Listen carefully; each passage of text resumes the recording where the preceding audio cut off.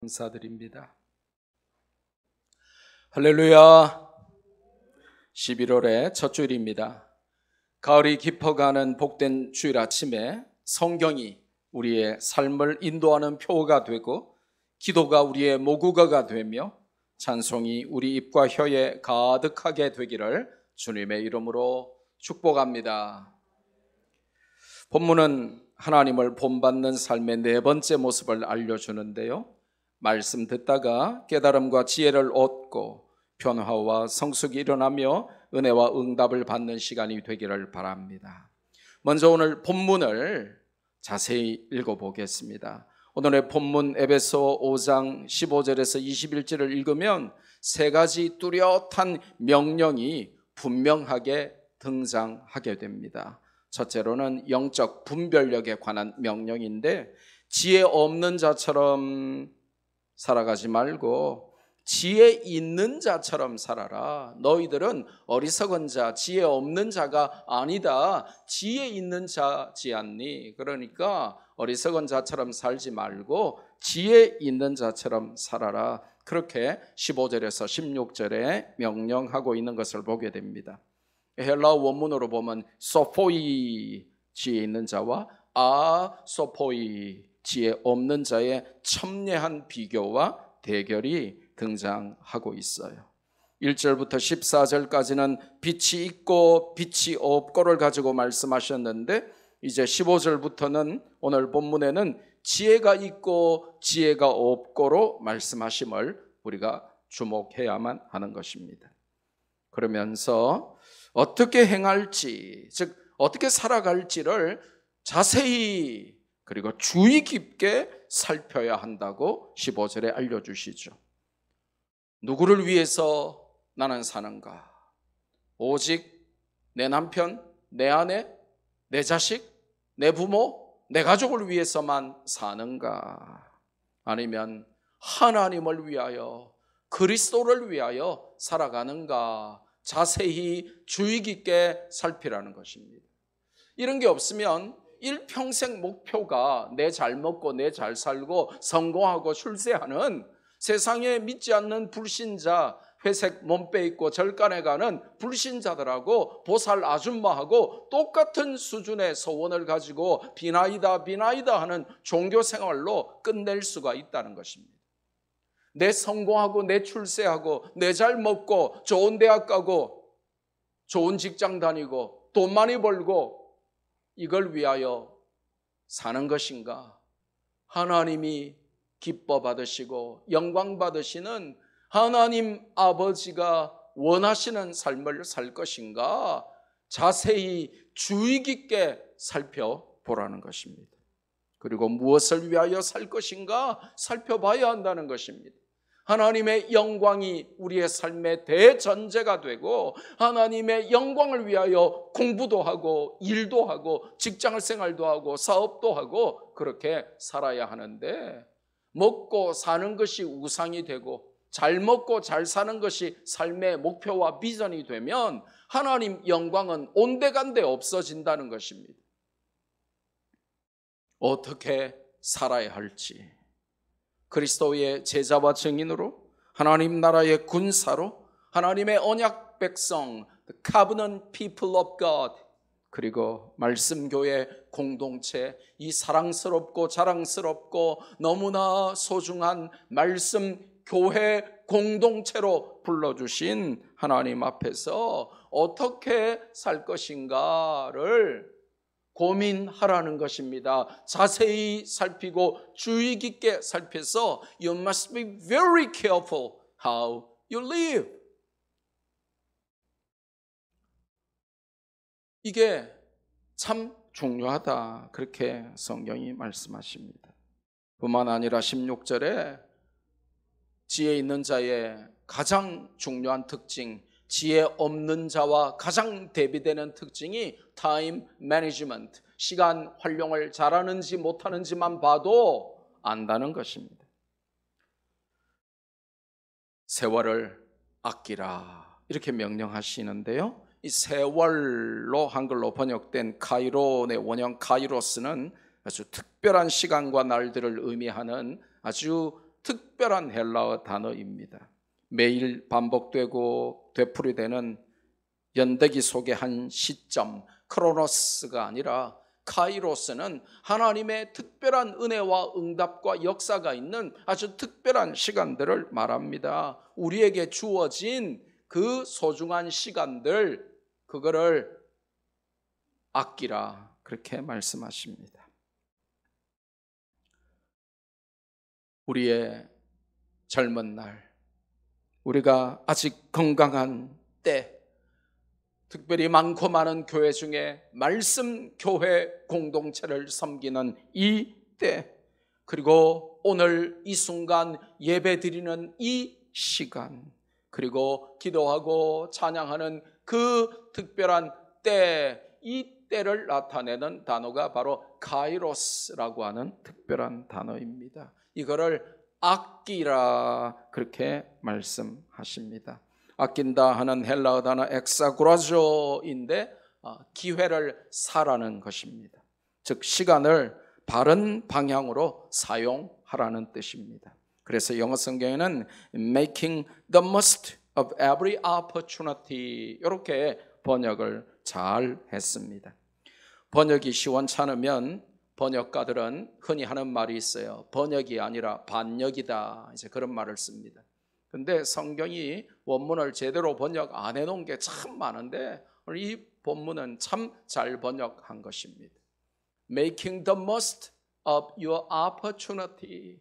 하나님께서 주신, 내게 주어진 이 제한된 기회들, 모든 기회들을 잘 놓치지 말고 선용하여 시간을 사고 시간을 아끼라는 것입니다. 왜요? 그 특별한 카이로스, 하나님이 지금 주신 시간은 영원히 되돌아오지 않기 때문이라는 것입니다.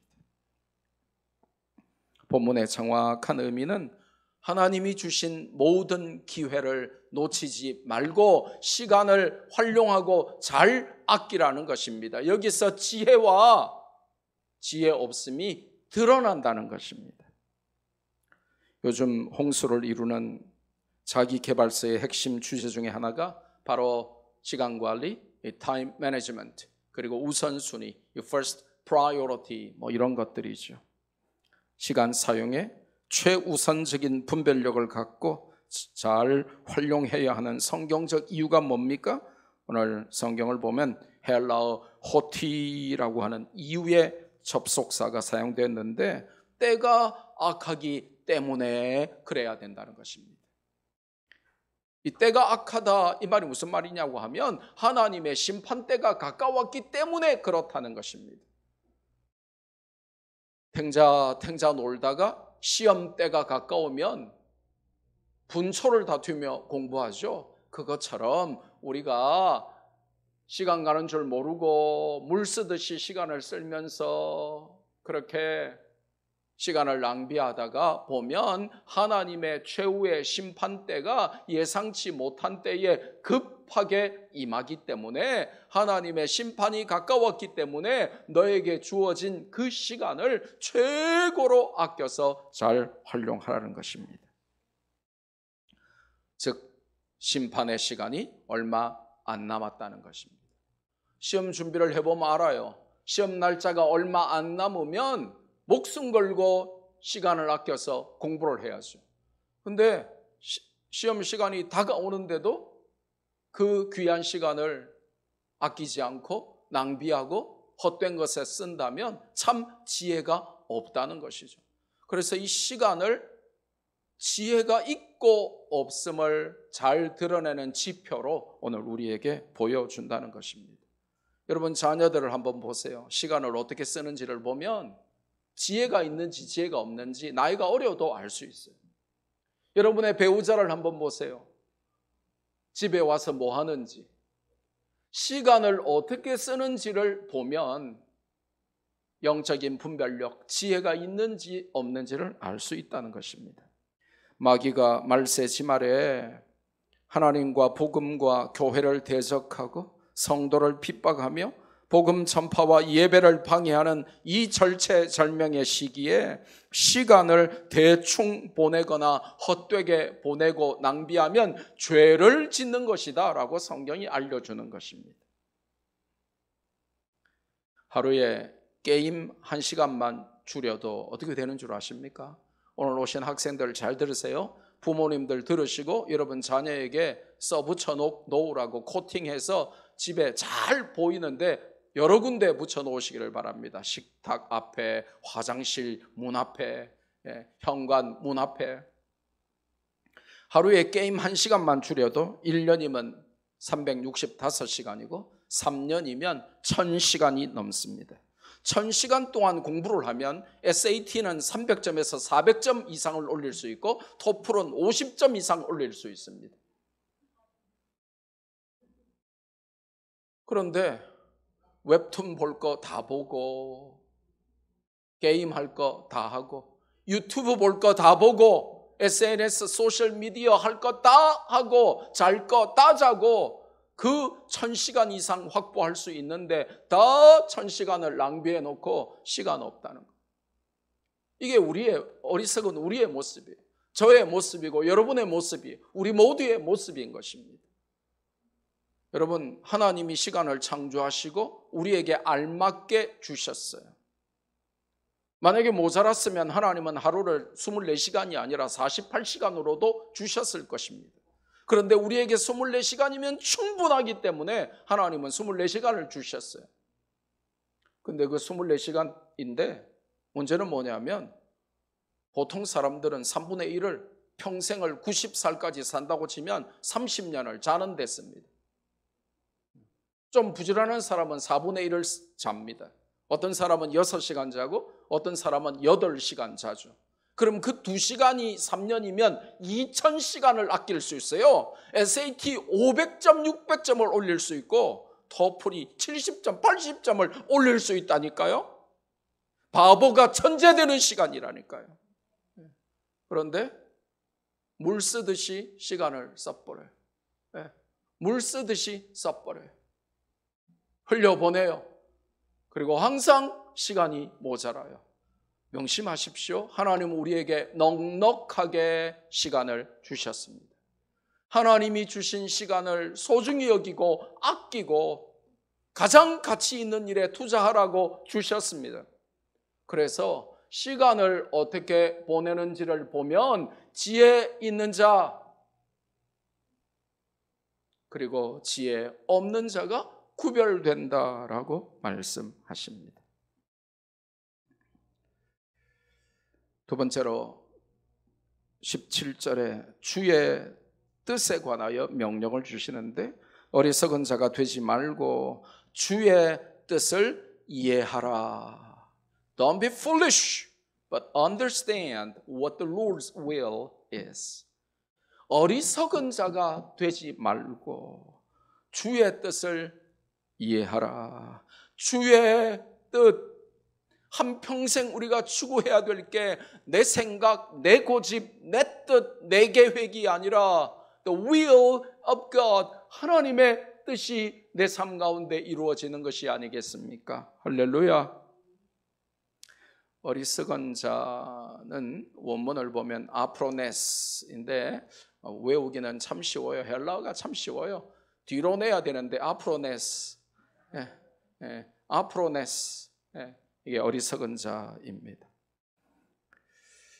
이 아프로네스의 의미가 뭐냐면 지혜도 없는 것이 행동까지 나쁘다 하는 아주 이 최악의 상황을 묘사하는 단어가 아프로네스. 지혜가 없는데 행동도 엉망이다. 그걸 의미하는 단어입니다. 즉 머리와 몸이 브레이크가 안 듣는 절제가 안 되는 인생을 말하는 단어입니다. 이런 인생은 가짜 충만에 빠진다고 경고합니다. 진짜 충만을 멀리 한답니다. 비극의 주인공이 되고 마는 것이죠. 그래서 오늘 본문은 어리석은 자가 되지 말고 주의 뜻을 이해하려면 가짜 충만을 주의하라고 우리에게 알려줍니다. 그 가짜 충만을 대표하는 것으로 술 취함을 예로 듭니다. 일시적인 기분 전환, 이 temporary high를 위하여 술에 취하는 것은 미안하지만 진짜 충만이 아니고 헛되고 헛된 가짜 충만이다라고 우리에게 알려줍니다. 18절 상반절 말씀이죠. 술 취하지 말라 그렇게 명령하시는 이유가 뭡니까? 그것은 그 자체가 방탕함이요 사람을 방탕함, debauchery, 방탕함으로 이끌기 때문입니다. 여러분 혹시 이런 말씀 들어본 적 있습니까? 술이 웬수야. 그죠? 예. 술이 죄지. 뭐 그런 말 많이 들어보셨죠? 이 본문을 헬라어법을 따라서 문자적으로 해석하면 참 재밌습니다. 술 취하지 말라. 거기에는 방탕함이 있다. 이렇게 문자적으로 번역을 할 수 있습니다. 술 취함 뒤에는 반드시 방탕함이 따라온다는 것입니다. 술 마시고 제정신인 인간이 드물다는 것입니다. 술 마시면 사람이 짐승으로 변합니다.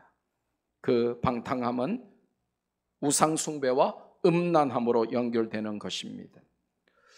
이 에베소 교회의 그 당시에 이제 지리적이고 또 여러 문화적인 특징을 알면 본문이 좀 더 이해가 된다고 그랬죠.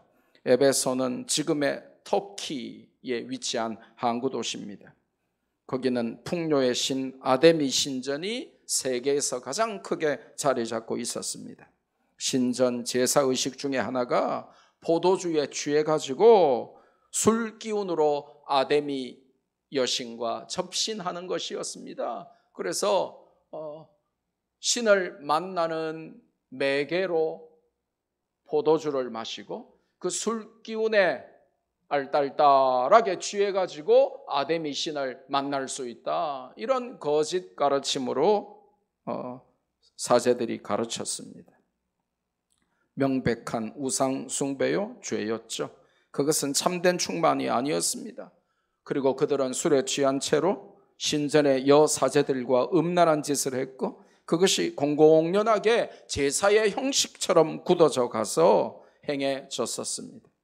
술은 인간을 타락으로 이끌고 망하게 합니다. 평생 술값을 모았으면 집을 샀고 땅을 샀고 빌딩을 샀을 것이라는 술꾼들의 후회는 거짓이 아닙니다. 진짜입니다. 여러분 남편이 술값만 아껴서도 여러분 자녀 대학 학비는 나왔을 것입니다. 모릅니다. 부산에서는 아파트 몇 채 샀을 수도 있습니다. 그런데 그 어리석은 짓을 하고 다니는 것입니다. 일시적인 기분 전환, 영어로 이제 temporary high라고 하는데 순간적으로 확 업을 시켜준단 말입니다. temporary high를 위해서 사람들은 이 술에 취합니다. 가짜 충만을 즐기는 것이죠. 자, 퀴즈 나갑니다. 숫자를 잘 들으세요. 퀴즈 나갑니다. 어떤 사람이 간밤에 3차까지 술을 마셨다고 합니다.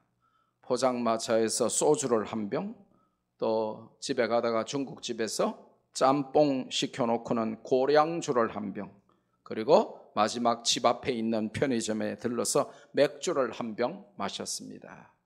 모두 몇 병 마셨죠? 3병 마셨습니다.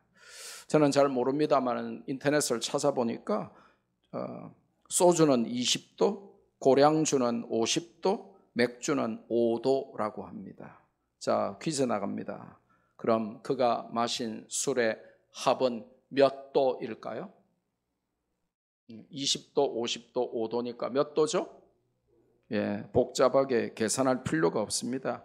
정답은 75도가 아니라 졸도입니다.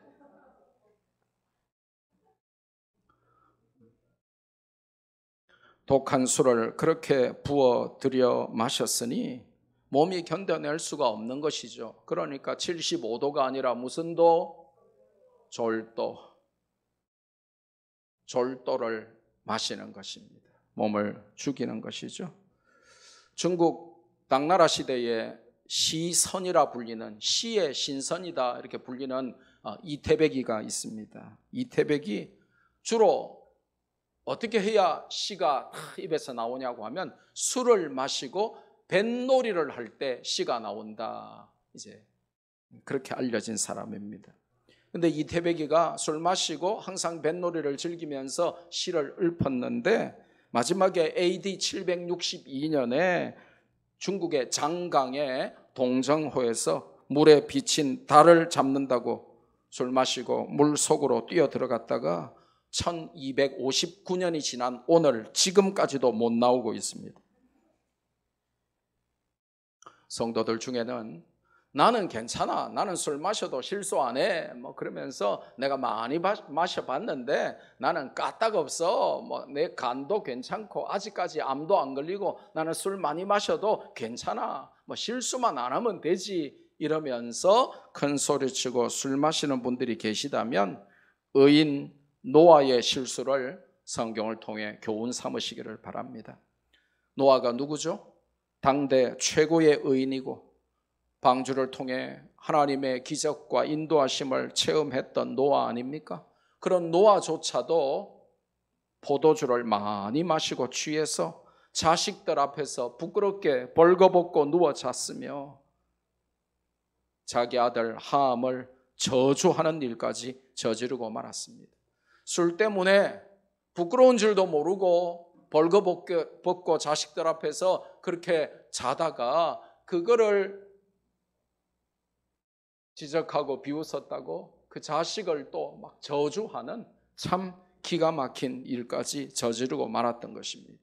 믿음의 사람 의인 노아는 도대체 어디 갔습니까? 어디 갔긴요? 술이 삼켜버렸죠. 술은 누구든지 삼킬 수 있습니다. 성도들 중에 그런 분들 많다 그래요.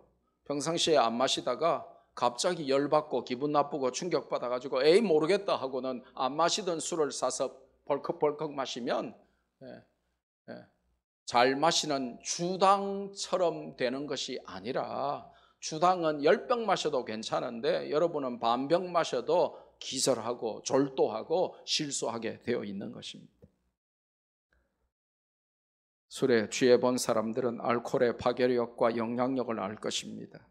가짜 충만의 습관을 들이거나 만족하지 말라고 성경은 강조합니다. 그것은 타락이며 우상 숭배이며 진짜 충만을 멀리하게 된다고 알려주는 것입니다. 그러면서 본문은 이제 진짜 충만을 알려주죠. 술 취하는 것이 가짜 충만이고 진짜 충만은 성령 충만이라고 알려줍니다. 그리고 그것은 일시적인 기분 전환, temporary high가 아니라 lasting joy, 영원한 기쁨이다라고 알려줍니다. 가짜 신인 아데미를 만나기 위해서 술 기운으로 가짜 충만을 받는 것이 아니라 진짜 살아계신 참신이신 하나님을 만나는 비결은 성령의 충만함을 받는 것이라고 오늘 본문이 우리에게 정확하게 알려줍니다. 교회만 다니지 말고 꽃다는 보리자루처럼 예배에 앉아 있지만 말고 팔짱 끼고 목사님이 뭐라고 말하는지 한번 들어나 보자 하고 앉아 있지 말고 하나님의 성령으로 충만하게 성령에 사로잡혀서 예배 드려야 합니다. 이 충만하라 하는 이 헬라 단어, 이 플레이로스테라고 하는 단어는 이게 이제 헬라어는 아주 크리스탈 클리어한 이 언어이거든요. 보면 이게 모든 게 단어 안에 다 나와요. 이게 이제 2인칭 복수 그리고 현재 수동태 명령형 동사입니다. 이게 이제 네 가지가 드러나죠. 굉장히 중요한 거예요. 첫째로 이제 제일 중요한 게 명령형이라는 겁니다. 성령 충만은 하나님의 명령이라는 겁니다. 부탁이나 권유 정도가 아니라는 것입니다. 왕이신 하나님, 우리의 총사령관, Commander in Chief, 우리의 총사령관이신 하나님이 명령하셨어요. 성령 충만 받으라, 플레이루스테, 명령형이다 이겁니다. 선택사항이 아니라는 것입니다. 내가 받고 싶으면 받고 안 받고 싶으면 안 받는 게 아니라 하나님이 받으라 했기 때문에 받아야만 하는 명령이라는 것입니다. 여기에는 순종하라는 의미가 내포되어 있죠. 미국에서 목회자들에게 가장 큰 욕과 저주가 뭔지 아세요? 당신은 성령 충만 받지 말고 목회해라. 이게 목사들에게, 목회자들에게 가장 큰 저주요 욕입니다. 이게 수거예요, 수거. 이게 아주 알려진 표현이에요. Do your pastoral ministry without being filled with the Holy Spirit. 성령 충만 받지 말고 목회하시오. 이게 목사를 향한 최고의 저주요 욕이 2000년 동안 내려오는 욕이었다는 것입니다. 둘째로 이 성령 충만함을 받으라, 충만함을 받으라, 플레이루스테라고 하는 것은 현재형입니다. 무슨 말이냐? 왕년이나 과거에 집착하지 말라는 것입니다. 성령 충만을 받아서 뜨겁게 예배와 찬송을 지금 드리며 방언하고 예언하고 온갖 치유의 은사를 과거에 행하고 과거의 교회를 충성되게 섬겼더라도 지금 냉랭하게 식어 있으면 안 된다는 것입니다. 현재가 중요하다는 것입니다. 과거에 기도한다고 산기도 가서 소나무 한두 뿌리 안 뽑아본 사람이 어디 있습니까? 과거에 학생회장 안 해본 사람이 누가 있습니까? 과거에 남녀 전도회 임원 안 해본 사람이 누가 있습니까? 그런데 과거 왕년 아무 소용 없다는 것입니다. 제자훈련 몇 기를 졸업하고 몇 회차를 하고 그거 아무 소용 없다는 것입니다. 지금 어떻게 믿고 있는가? 지금 성령 충만한가? 그게 중요하다는 것입니다. 여러분이 몇 대째 믿고 목회자의 자녀고 중직자의 자녀고 모태신앙이고 그거 미안하지만 하나도 안 중요하다는 것입니다. So what? 그래서 지금 잘 믿고 있냐? 지금 모태신앙이 부끄럽지 않게, 지금 목회자의 자녀가 부끄럽지 않게, 지금 중직자의 자녀로서 부끄럽지 않게 지금 성령 충만하게 잘 믿고 있냐? 그게 중요하다는 것입니다. 셋째로 이 플레이루스테 충만함을 받으라 하는 단어는 헬라어 수동태입니다. 이게 참 중요해요. 무슨 말이냐? 성령 충만은 미안하지만 사람이 주는 것이 아니라 하나님이 친히 주신다는 것입니다. 하나님께서 주셔야만 받을 수 있다는 것입니다.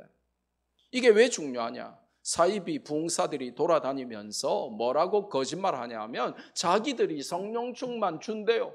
그러면서 어떤 분은 막 오버해가지고 아나 받으라 이러면서 성령 충만 받으라 이러면서 막 던지고 그래요. 그럼 또 아멘 하면서 받는 척하고 막 포수입니까? 이 사이비 목사들이 부흥사들이 말이죠, 자기가 성령 충만 준대요. 성령 충만 받아라. 그러면 자기가 막 던져요. 뭐 피처입니까? 투수입니까? 이게 얼마나 쇼인지 여러분 아셔야 돼요. 이 성령 충만함을 받다라고 하는 헬라어 단어는 반드시 수동태입니다. 하나님이 주신다는 거예요. 사람이 주는 게 아니라는 거예요.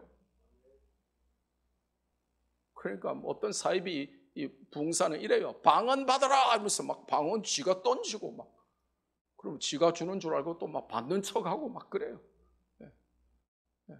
이런 모든 기적과 은사와 능력은 수동태, 즉 사람이 주는 게 아니라 하나님이 주시는 divine passive, 신적 수동태라는 헬라어 용법인데 하나님이 주시는 divine passive, 신적 수동태, 하나님이 주시는 거예요.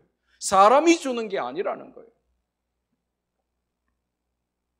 성령 받으라, 방언 받으라 이러면서 자기가 그런 걸 던져준다, 줄 수 있다, 이런 사이비 가짜들을 조심하셔야 됩니다. 요즘 이상한 사람들이 많아요. 특별히 유튜브에 이상한 사이비들이 돌아다니거든요.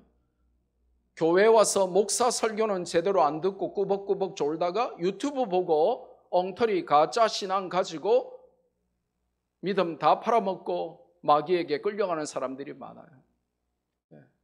유튜브에 지금 가장 문제가 되는 이단이 박성업인데, 곧 전쟁이 일어난다. 이스라엘로 가야 다 산다. 한국은 하나님이 망하게 하셨다. 그러니까 이스라엘로 가라.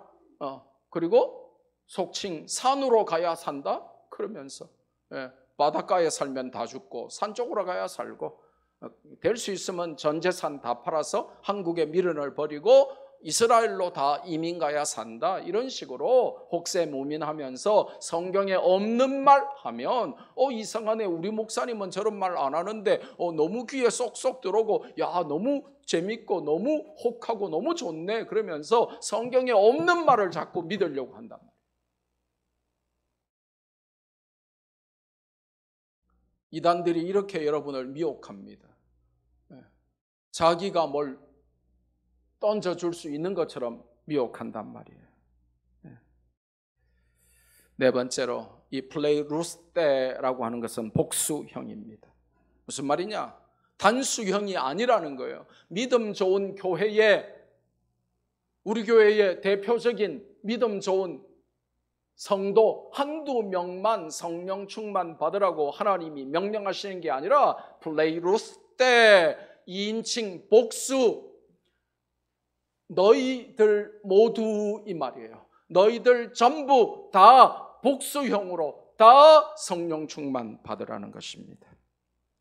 말씀교회 공동체 전체가 성령 충만을 받아야 합니다. 성령 충만을 사모하는 공동체를 만들어야 하죠. 그래서 이게 복수형으로 공동체 전체가 성령 충만 받으려면 어떻게 해야 되냐 하면, 남들 은혜 받는데 방관자처럼 있으면 안 된다는 거예요. 저는 참 우리 교회가 너무 감사한 게, 우리 신경호 집사님이 찬양 인도할 때 일어서라 하면 다 일어서고, 앉아라 하면 다 앉고, 손 들어라 그러면 손 들고, 그러면서 뜨겁게 방방 뛰면서 그렇게 찬양하는 그 예배 드리는 이 모습이 너무 감격스럽고 고마워요, 목사로서. 사람이 말이죠, 인생을 살아가다 보면 남들 학교 갈 때 나도 학교 가고, 남들 졸업할 때 나도 졸업하고, 남들 결혼할 때 나도 결혼하고, 물론 1, 2년 빠를 수도 있고 늦을 수도 있지만, 남들 취직할 때 나도 취직하고, 이렇게 살면 참 좋습니다. 근데 꼭 뒤비쳐오는 사람들이 있어요. 남들 은혜 받을 때 나도 은혜 받고, 남들 찬양할 때 나도 찬양하고, 남들 기도할 때 나도 기도하고, 그래야 되는데 남들 은혜 받을 때 나 홀로 앉아가지고 졸고 있고, 그럼 문제가 심각해지는 거죠. 성령 충만한 공동체는 간단합니다. 남들 은혜 받을 때 내가 방관자가 아니라 동참자가 되는 것입니다. 그래서 오늘 참 너무 감사하고 신기한 게, 제가 찬양 인도자 보고 1년에 한 번, 두 번 전화를 해요. 이번 주에 이렇게 설교할 거니까 이번 주에 꼭 요 찬양을 좀 해주시면 성은이 만극하겠나이다. 그러면서 1년에 한 번 혹은 두 번 전화를 해요.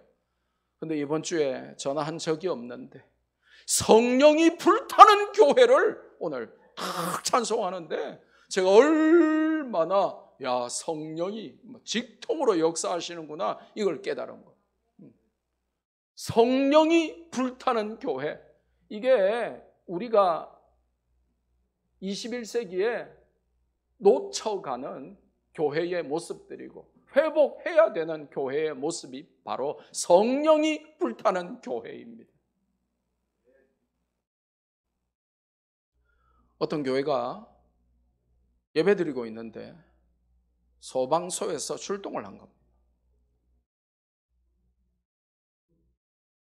막 소방관들이 들이닥치고 난리가 난 겁니다. 왜 그러냐 그러니까, 여기 불 났다고 신고가 들어왔다는 겁니다. 우리 불 안 났다고 우리 지금 예배드리고 있는데 뭔 소리 하냐고. 또 예배드리고 있는데 또 한 20분 안 지났는데 또 막 소방차가 또 막 출동해가지고 난리가 난 거예요. 왜 이러냐고, 우리 예배드리고 있는데. 그러니까 아니, 불 났다고 지금 또 신고 들어왔다는 겁니다. 목사님이 가만히 보니까, 이게 우리가 성령의 불로 활활 타오르니까 바깥에 있는 사람들은 우리가 진짜 불난 줄 아는가 보다 이렇게 이해했다는 아주 우스운 이야기가 있습니다. 우리 교회도 좀 소방서가 한번 출동하면 좋겠어요. 우리 교회도 얼마나 뜨겁게 성령으로 활활 타올라가지고 우리 예배 드리고 있는데 남부 소방서에서 막 출동해가지고 막 소방호스 들고 막 뛰어내려오면서 막 불 어디서 났냐고 막 사람들이 바깥에서 보면 이 세운 빌딩이 막 불에 활활 타오르는 것처럼 그렇게 느끼도록 우리가 예배 드려야 이게 진짜로 충만한 교회의 모습이다 이것입니다. 그래서 18절에서 21절에 오늘 본문의 세 번째로 등장하는 명령이 바로 성령 충만에 대한 명령이 나오는 것이죠. 그래야 예배하는 삶을 살 수 있고, 그래야 감사하는 삶을 살 수 있고, 그래야 복종의 삶을 살 수 있다는 것입니다. 성령 충만은 상태입니다. 그렇지만 상태이면서 동시에 동력이에요. 에너지가 되고 원천이 됩니다. 성령 충만은 예배를 살아있게 하고 범사에 감사가 가능하게 하고, 이게 실력이거든요. 원망하고 불평하기는 너무 쉽잖아요. 그런데 도무지 감사할 수 없고 도무지 기뻐할 수 없는 중에 감사하고 기뻐하는 이것이 믿음이고 이게 실력인 거예요. 그리고 성령 충만해야 피차 복종으로 이끄는 놀라운 힘이 생긴다고 알려주죠. 19절에 보니까 예배자의 삶을 성령 충만과 연결합니다. 그것이 찬송이 넘치는 삶이 된다는 것입니다. 시와 찬송과 신령한 노래들로 서로 화답하며 마음으로 주께 노래하며 찬송하는 것은 오직 성령 충만 아니고는 불가능하다는 것입니다. 성령 충만 받으면요, 찬송가 100곡 불러도 한 곡 부른 것 같은 아쉬움이 들어요. 근데요, 성령 충만 안 받으면요, 아침에 5곡밖에 안 부르는데 와 이리 기노 이러면서 빨리 좀 마치지 이러면서. 성령 충만 안 받으면 찬송이 입에서 나올 수가 없어요. 성령 충만 받아야 예배가 살고 나도 살고 예배자의 삶이 가능한 것입니다. 평생 예배는 성령 충만 없이는 불가능한 거예요. 두 번째로 성령 충만 받아야 항상 감사로 이어집니다. 범사의 감사로 이어져요. 20절 말씀이죠.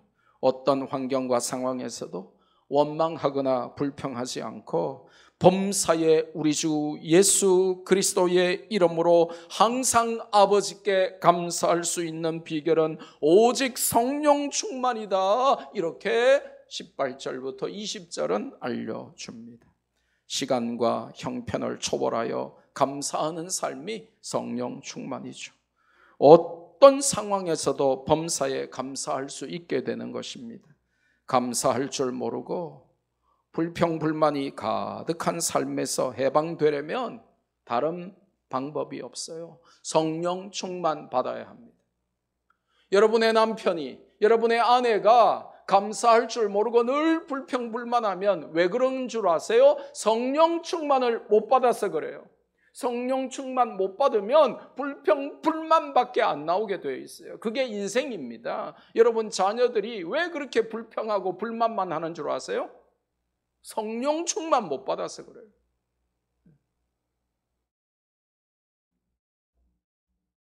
그것은 21절에 보니까 피차 복종하는 삶으로 이어집니다. 그것은 주님을 경외하는 삶이라고 설명합니다. 교회 공동체 안에서 피차 복종할 수 있는 비결도 성령 충만이에요. 그렇지 않으면 다투고 미워하다가 교회가 깨어지는 것이 부지기수입니다. 교회는 참 독특합니다. Strong yet vulnerable. 아주 강하지만 그러나 가장 연약한 공동체가 교회입니다. 무슨 말이냐? 가장 강하면서도 가장 깨어지기 쉬운, 오염되기 쉬운 곳이 strong yet most vulnerable, 가장 가장 연약한 곳이 교회입니다. 왜 그래요? 수많은 사람들이 각자 다른 배경을 가지고 모였기 때문에 그래요. 다 다르잖아요. 생각이 달라요. 살아온 삶의 방식이 달라요. 어떤 상황이나 사람에 대처하는 방법들이 다 달라요. 느끼는 것이 다 달라요.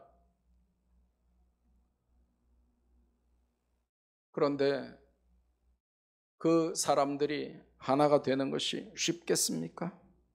우리의 마음과 생각을 하나로 모으시고 역사하시는 성령의 충만함으로 교회 공동체가 인도를 받아야 우리 모두가 한 마음으로 피차 서로에게 복종할 수 있다라고 성경이 가르칩니다. 성령 충만이 아니고는 교회 공동체 안에서 피차에게 복종하는 것은 꿈도 꿀 수 없다는 것입니다. 여러분이 성령 충만 안 받았는데 목사가 뭐 하자고 한다고 여러분이 순종하냐 이겁니다. 성령 충만 안 받았는데 다른 성도들이 앞에서 이끌어갈 때에 잘난 척 하지 말라 그래. 나도 눈이 있고 귀가 있어. 나도 할 말 한다고 이렇게 나오기가 쉽지. 예, 알겠습니다. 아멘 하고 따라가기가 쉽지 않다는 것입니다. 그걸 가능하게 하는 것은 나의 모든 자아를 내려놓고 피차 교회 공동체 안에서 서로에게 복종할 수 있게 만드는 것은 성령 충만 외에는 없다는 것입니다. 그러면서 아주 놀라운 말씀을 하시죠.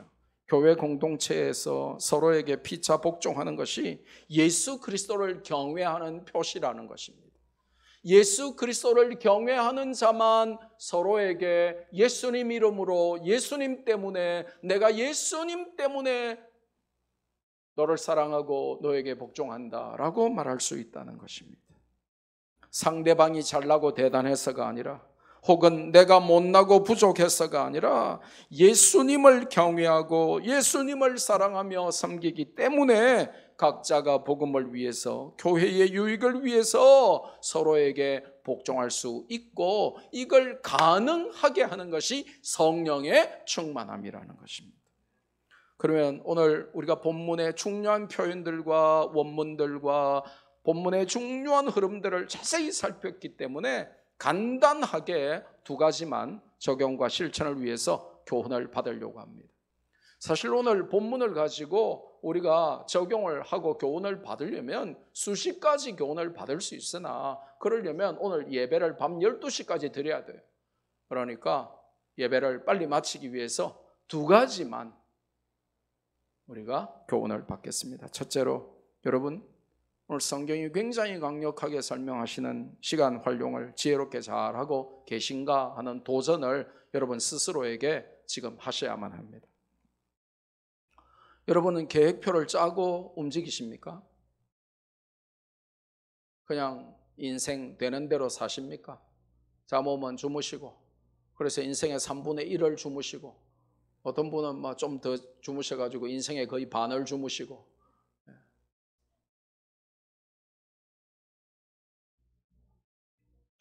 계획표를 짜보세요. 저는 이제 초등학교 다닐 때 주특기가 뭐냐면 방학 딱 되면 방학 계획표 짜기. 제가 그거 항상 상 받았습니다. 철저하게 완벽하게 꼼꼼하게 늘 상 받았어요. 방학 계획표 짜기. 선생님이 혀를 내두를 정도로 완벽하게 계획표 짰습니다. 문제는 방학 끝날 때 그거 다 했겠어요? 5분의 1도 못 했겠어요? 죄송합니다. 10분의 1도 못 했어요. 방학 끝나기 3일 전에 숙제 다 몰아서 하고 계획표를 그렇게 철저하게 짜고 훈련을 하는데도 그게 하루아침에 되는 게 아니에요.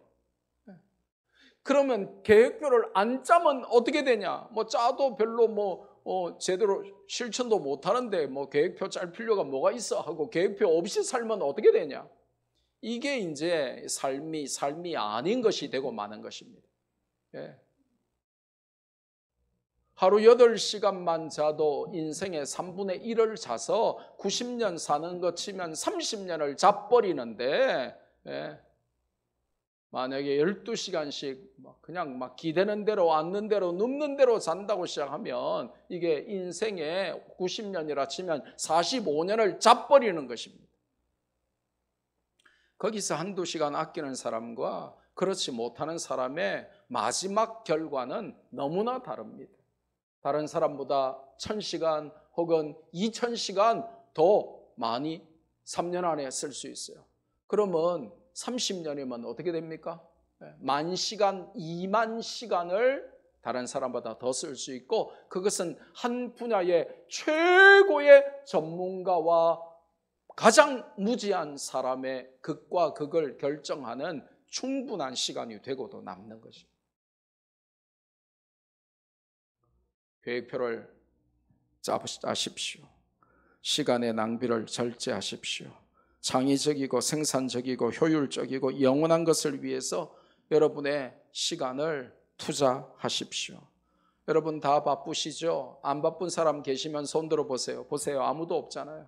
집에서 노는 백수도 바빠요. 다 바빠요. 하지만 바쁜 일상 중에도 성경을 읽고, 너무너무 바쁘고 피곤하지만 기도와 찬송을 겸하고, 또 사람을 만날 때마다 믿지 않는 자들에게 복음까지 증거하면 여러분은 최고의 시간 관리를 하는 것입니다. 세월을 아끼는 데는 지혜가 필요하다라고 성경이 알려줘요. 여러분은 이 세월을 아끼는 지혜로운 자입니까? 아니면 나는 정말 성경의 거울에 비춰볼 때 어리석기 짝이 없는 미련하고 무지한 자인가? 그거를 오늘 말씀을 통하여 여러분 스스로 한번 판단해 보시라 이거예요. 이게 안 되면 매일매일 하루에 이 first priority, 최우선순위라도 정해놓고 그렇게 살아야 돼요. 근데 하루 종일 게임하고 유튜브 보고 웹툰 보고 아무 생각 없이 계획 없이 내 하고 싶은 대로 해버리면 이게 지혜로운 자로 살아라고 하는데 시간 관리가 안 되면 어리석은 자가 된다는 것입니다. 세월을 아끼는 지혜가 필요한데 왜 그러는가요? 시편 90편 10절 하나님의 사람 모세의 기도. 여러분은 시편은 전부 다 다윗이 쓴 걸로 알면 안 돼요. 시편의 저자는 굉장히 많습니다. 근데 시편 90편은 모세의 기도인데, 이 모세가 시편 가운데 90편 10절에 뭐라고 말합니까? 너무너무 유명한 성경 구절인데 잘 모르는 분들도 많아요. 같이 한번 읽겠습니다. 시작. 우리의 연수가 70이요 강건하면 80이라도 그 연수의 자랑은 수고와 슬픔뿐이요 신속히 가니 우리가 날아가나이다. 아멘. 하나님이 정해놓으신 건강 수명은 70. 근데 막 보약도 드시고 평상시에 운동도 좀 하시고 이렇게 해서 몸 관리를 잘 하시고 담배도 안 피우시고 술도 안 드시고 이렇게 해서 건강 좀 잘하면 80. 그럼 그 이상 사시는 분은 뭡니까? 먹이는 연장전 사시는 것이지. 중간에 빼고 혹은 투입하고 하는 것은 전적으로 감독이신 하나님의 몫이에요. 어떤 사람은요 전반전 40년만 살고 교체 아웃되는 사람도 있습니다. 어떤 사람은 후반전까지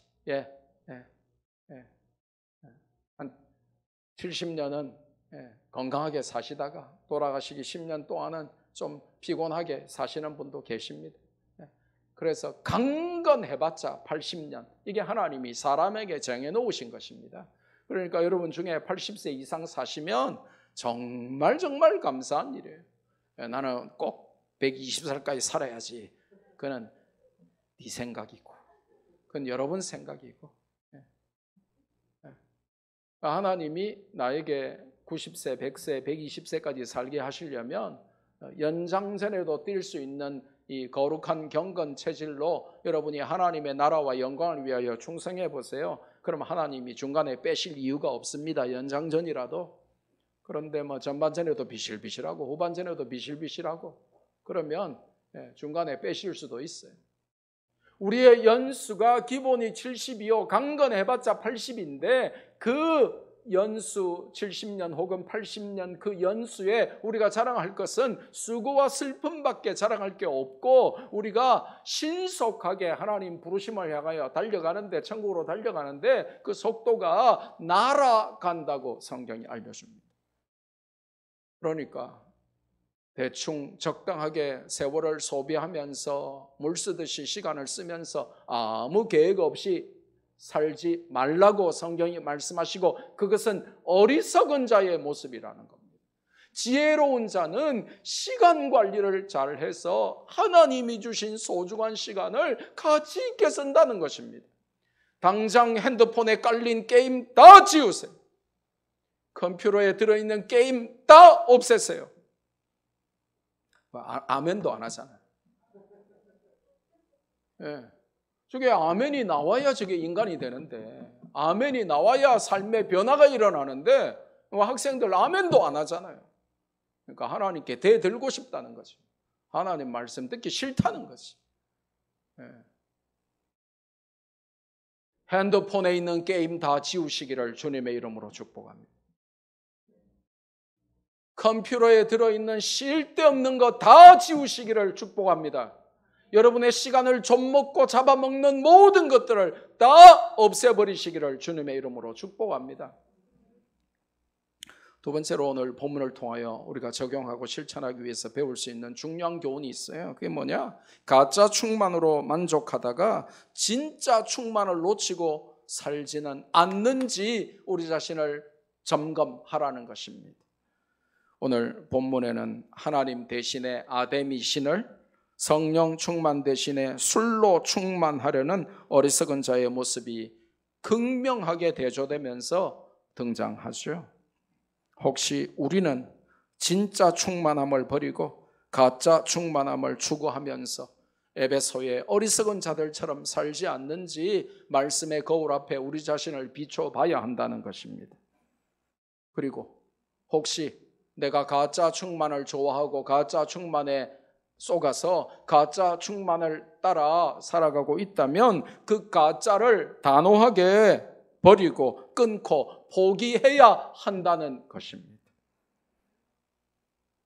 그게 내 힘으로 안 되기 때문에 성경이 뭐라고 말하냐? 성령의 충만함을 오늘 지금 나에게 위로부터 하나님이 주시는 divine passive 신적 수동태로 사람이 아니라 오직 하나님이 주시는 성령 충만을 지금 달라고 기도해야 가짜 충만함을 버리게 된다는 것입니다. 사람마다 넘어지는 가짜 충만함이 다를 수 있어요. 어떤 사람은 돈에 매일 넘어져요. 돈이 그에게는 가짜 충만함이에요. 어떤 사람은 쾌락에 넘어져요. 어떤 사람은 술에 넘어져요. 어떤 사람은 도박에 넘어지고 어떤 사람은 마약에 넘어지고 어떤 사람은 자존심에 넘어지고 그게 가짜 충만함인데 그걸 모른다는 거예요. 그거를 버리고 끊고 내려놓고 이길 수 있는 비결은 진짜 충만함, 성령 충만밖에 없는데 그게 하나님이 주셔야 받는 것이기 때문에 하나님이 나를 한번 불쌍히 여겨주사 이 시간에 나에게 찾아오사 이 시간 지금 나에게 성령 충만함을 달라고 기도해야 된다는 것입니다. 말씀 붙들고 한번 기도합시다. 여러분이 가짜 충만으로 세월을 좀 먹고 살지 않도록 하나님이 주신 이 짧은 제한된 시간들을 진짜 충만으로 가득 채우게 해달라고 가짜 충만에 사로잡힌 내 모습을 하나님 앞에 회개하고 버리고 끊고 포기하고 진짜 충만, 성령 충만으로 가득하게 해달라고 이 시간 우리 주여 한번 부르고 뜨겁게 기도합시다. 주여!